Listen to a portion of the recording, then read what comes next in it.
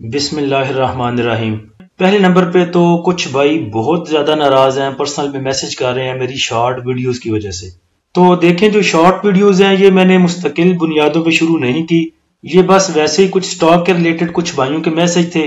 تو اس کے لیے میں نے شارٹ ویڈیوز بنائی تھی۔ باقی جو منجی ٹھوکنے والی ویڈیوز ہیں وہ ویسے ہی جاری رہیں گی، اگر کہیں پہ کسی چیز کی وضاحت دینے کی ضرورت پیش آتی ہے تو انشاءاللہ ضرور دوں گا۔ مجھے نہیں پتا تھا کہ آپ کو گپوں سے اتنا پیار ہے۔ تو دیکھیں ابھی کرنٹلی جو نیوز چل رہی ہے وہ ایران اور اسرائیل کو لے کے، آپ کو پتا ہے کہ کچھ دن پہلے اسرائیل نے ایران کے قونصلیٹ پہ حملہ کیا تھا، میرے خیال سے شام میں۔ اس کے جواب میں ایران نے اسرائیل پہ کچھ ڈرون لانچ کیے۔ یہ جتنے بھی آپ دیکھیں جتنا ڈسٹینس ہے ایران کا اور اسرائیل کا، وہاں تک جاتے جاتے یہ رستے میں مار کے گرا دیں گے۔ ویسے بھی اسرائیل کے پاس ٹیکنالوجی ہے جو میرے خیال سے امریکہ نے دی ہے اس کو، جو اینٹی ڈرون سسٹم ہے ان کے پاس، اور دوسرے نمبر پہ جو ڈوم دیے ہوئے ہیں پیچھے امریکہ نے دیے تھے سعودی عربیہ کو بھی، تو امریکہ نے وہ سسٹم سعودی عربیہ کو بھی دیا تھا، اینٹی میزائل اسے سسٹم کہہ لیں، اینٹی ڈرون سسٹم کہہ لیں، جو کہ بارڈرز پہ لگائے جاتے ہیں اور وہ لیزر کی مدد سے اگر کچھ ان کی حدود میں میزائل آتے ہیں یا کچھ ایئر کرافٹ آتے ہیں تو وہ لیزر سے گرائے جا سکتے ہیں۔ تو یہ تو چھوڑ دیں کہ یہ کتنا نقصان اسرائیل کو پہنچائیں گے۔ اب میں کوئی تھنک ٹینک کا بندہ تو ہوں نہیں کہ آپ کو ان سائڈ سٹوری دوں گا کہ یہ ہو رہا ہے، یہ ہونے والا ہے، یہ انڈر دا ٹیبل یہ بات چل رہی ہے۔ جو مجھے نظر آ رہا ہے اور جو میرے پاس فیکٹ اینڈ فگرز ہیں پیچھے کے، وہ آپ کے ساتھ شیئر کروں گا تاکہ کچھ چیزوں کو کلیئر کیا جا سکے۔ اب دیکھیں جنگیں پہلے جیسی نہیں رہیں۔ اب ایسا نہیں ہے کہ جیسے حضرت عمر رضی اللہ تعالیٰ عنہ جا کے کسی ملک پہ حملہ کیا کرتے تھے اور پورا ملک کی جو ہے وہ مسلمانوں کے زیر تسلط آ جاتا تھا، ایسا نہیں ہوگا۔ 19ویں صدی کے بعد یہ جو آپ کے بارڈرز بن چکے ہیں،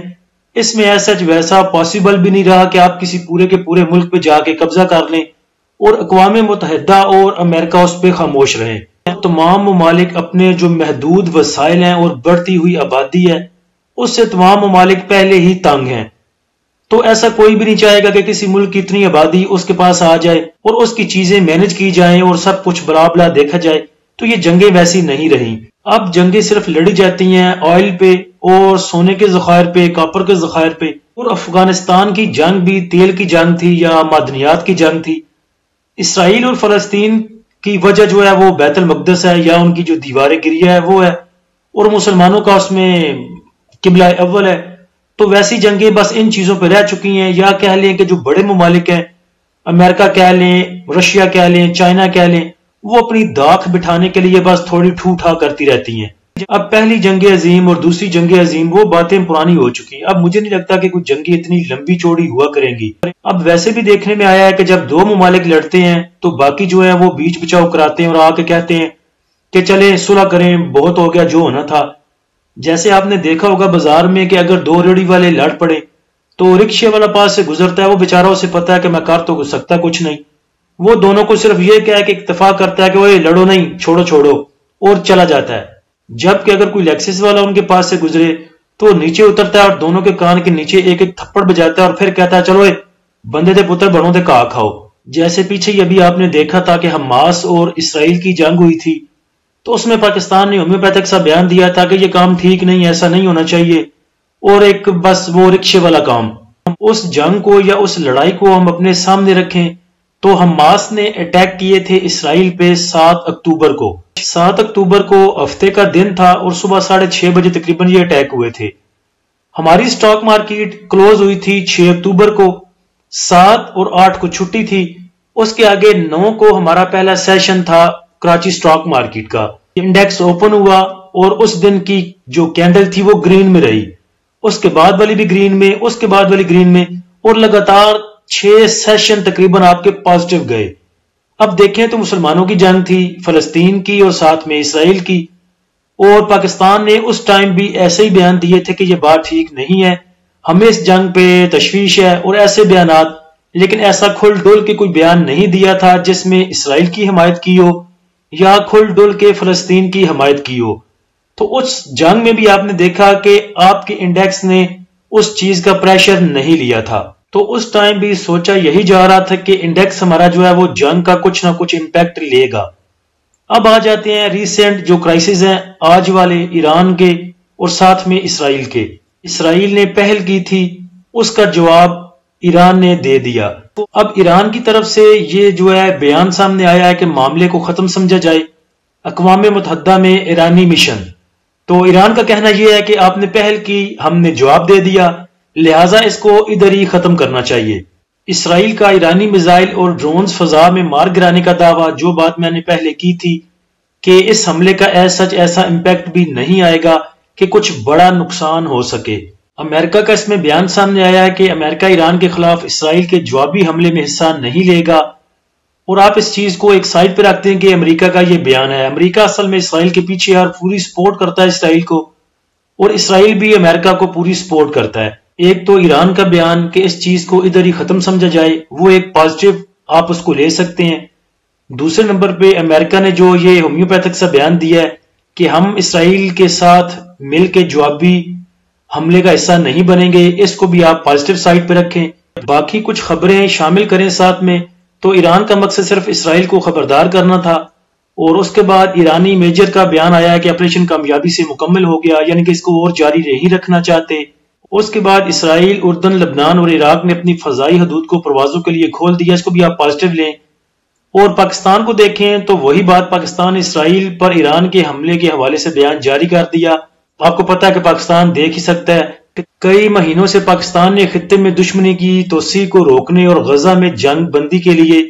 بین الاقوامی کوششوں کی ضرورت پر زور دیا ہے۔ آپ کو پتا ہے کہ ہم صرف ایسے ہی بیان دے سکتے ہیں، ہم کسی بھی جنگ کا حصہ نہیں بن سکتے، خاص کر اس میں جس میں اسرائیل اور امریکہ ایک سائڈ پہ ہوں،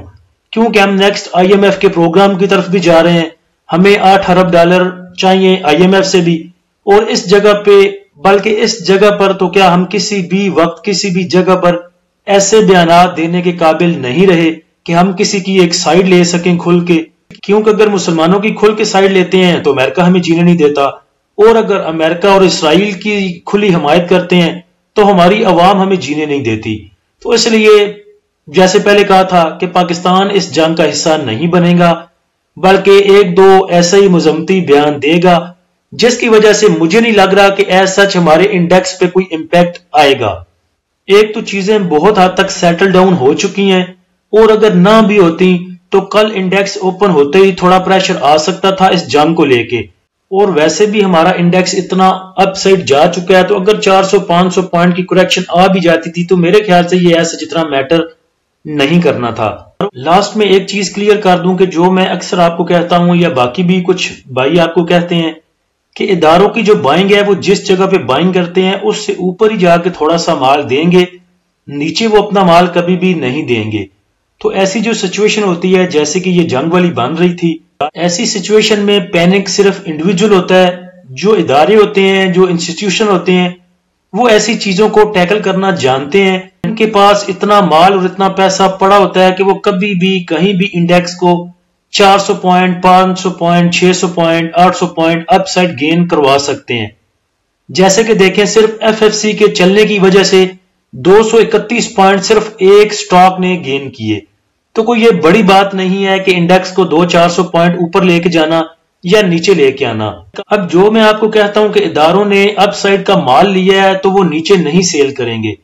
تو دیکھیں اداروں نے ٹوٹل تمام ہی 520 کمپنیوں میں 530 کمپنیوں میں بائنگ نہیں کی ہوتی، تو اگر ان کو اپنا مال نکالنا بھی ہے تو وہ صرف اسی سٹاک کو اوپر لے کے جائیں گے جن سٹاکس میں ان کی بائنگ ہے۔ انہیں کیا ضرورت پڑی ہے کہ انہوں نے اینگرو کو اگر بائی کیا ہوا ہے تو پورے سٹاک کو، پورے انڈیکس کو اوپر اٹھا کے لے کے جائیں تاکہ آپ بھی اپنا مال سیل کر سکو۔ تو اگر انہوں نے اپنا مال دینا بھی ہوا تو صرف انہی سٹاکس کو اوپر لے کے جاتے ہیں جن میں ان کی بائنگ ہوتی ہے، اس کو اتنا اوپر لے کے جاتے ہیں جہاں سے وہ اپنا مال نکال سکیں۔ اس کے بعد انہیں کوئی پرابلم نہیں کہ انڈیکس 1000 پوائنٹ نیچے جاتا ہے یا اوپر جاتا ہے، ان سے ان کا کوئی لینا دینا نہیں۔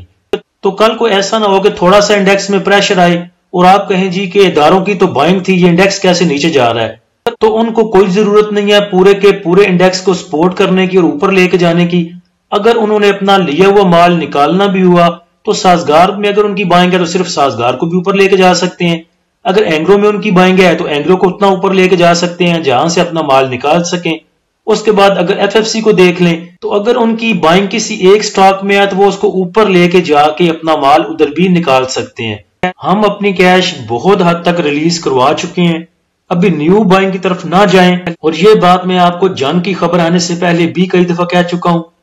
کہ صرف پروفٹ ٹیکنگ پہ توجہ دیں، اپنی کیش واپس لے کے آئیں. انڈیکس بہت اپ سائڈ نکل چکا ہے، کیش ہمارے پاس ہوگی تو ہم 80,000 پہ بھی بائی کر سکتے ہیں، 38,000 پہ بھی بائی کر سکتے ہیں. تو اب جنگوں کو چھوڑیں، اپنے پورٹ فولیو پہ توجہ دیں اور پروفٹ ٹیکنگ پہ توجہ دیں. تھوڑا سا اگر انڈیکس میں کریکشن آتی بھی ہے، ویسے بھی انڈیکس اوور باٹ کی طرف ہے اور کافی کینڈلز گرین میں بنا چکا ہے، بہت نیچے سے تقریباً 59,000 سے لے کے 70,000 تک جا چکا ہے، 10,000 پوائنٹ گین کر چکا ہے. تو آپ تھوڑے سے ریزرو ہوں، پروفٹ ٹیکنگ پہ توجہ دیں. جنگیں ہوتی رہیں گی، صلح بھی ہوتی رہے گی، اور اگر آپ کے پاس کیش ہے، پیچھے آپ نے ریلیز کروائی ہے اپنی کیش، تو اگر کل کے دن میں کچھ کریکشن بھی آتی ہے تو وہ ایک اچھی اپرچونٹی ہوگی ہمارے پاس بائنگ کی. تو پینک نہ ہو، چیزوں کو ٹیکل کرنا سیکھیں، تمام چیزوں پر نظر رکھا کریں اور اس کے اکارڈنگلی اپنی موو بنایا کریں. اللہ ہم سب کا حامی و ناصر ہو. اجازت دیجیے، اللہ حافظ.